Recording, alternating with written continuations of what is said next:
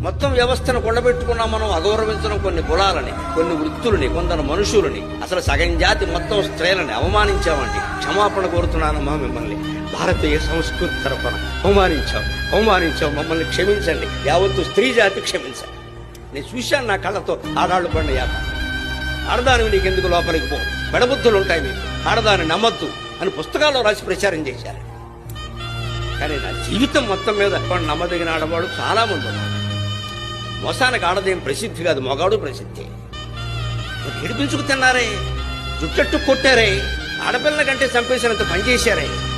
అది నా జాతి చేసిందమ్మా, నా పండితులే చేశారు, నా గ్రంథాలే చేసి. నేను క్షమాపణ కోరుతున్నా, శపించకండి అమ్మా. సీతాదేవిని కూడా ఆక్షేపించిన దుర్మార్గుడు మగవాడేనమ్మా, ఆడదు కాదు. ఇన్ని అన్యాయాలు నిమ్న వర్గాల వారికి, బలహీన కులాల వారికి, స్త్రీలకి చేసేసి ఈవేళ మా మతంలో ఉండండి కాళ్ళెట్టుకుంటే ఎవడుంటాడండి?